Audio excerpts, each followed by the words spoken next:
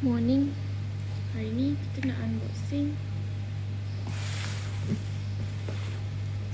spray vac baru. Sebenarnya tak baru, sebelum ni rosak, lepas tu kena beli baru. Okay, ini dia punya pipe, tube. Ini benda paling penting sekali. Tak ada benda ni, tak ada apa yang berlaku. Tempat start button, tempat cas, it's rechargeable, bagus. Ini dia punya besi, and nanti kena pasang nozzle. Nozzle dia sangat sensitif, tak boleh jatuh. Boleh jatuh di kemet. Dia di kemet, dia punya spreadiness of the spray dia akan berbeza. Boleh jadi sengit, boleh jadi tak keluar, macam-macam lah. Ini benar-benar penting sekali, nozzle dia.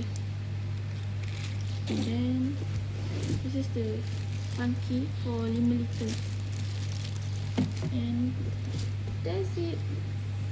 So spray vac ni yang kita akan guna untuk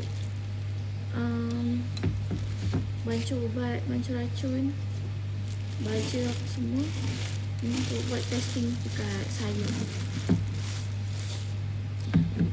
Cuma nak pasang.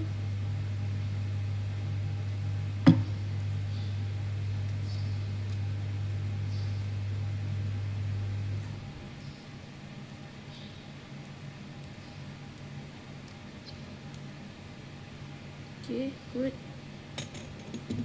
And then masukkan dia punya pipe.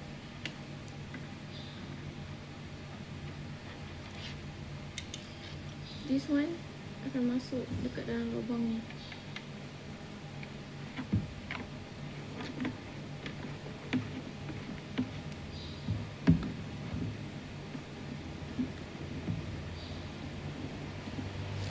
And then this one akan masuk dekat sini.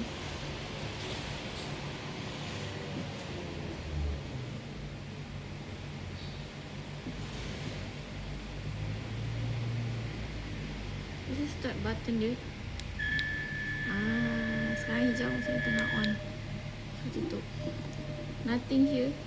Tak ada apa yang keluar, sebab tak ada air.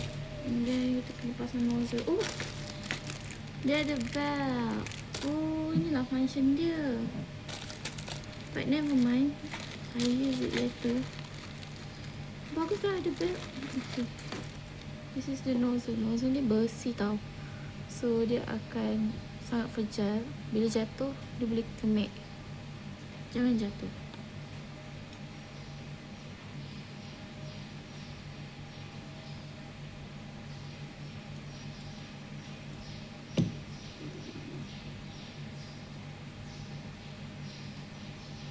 Dia memang panjang macam ni ke?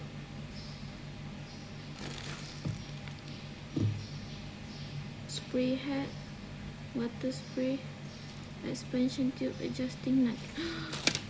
Oh, ini ke adjusting nut? Tak boleh kan? Tak boleh adjust pun. Okay, itu saja. Hari ni kita banyak buat testing, chemical testing. Thumbnail.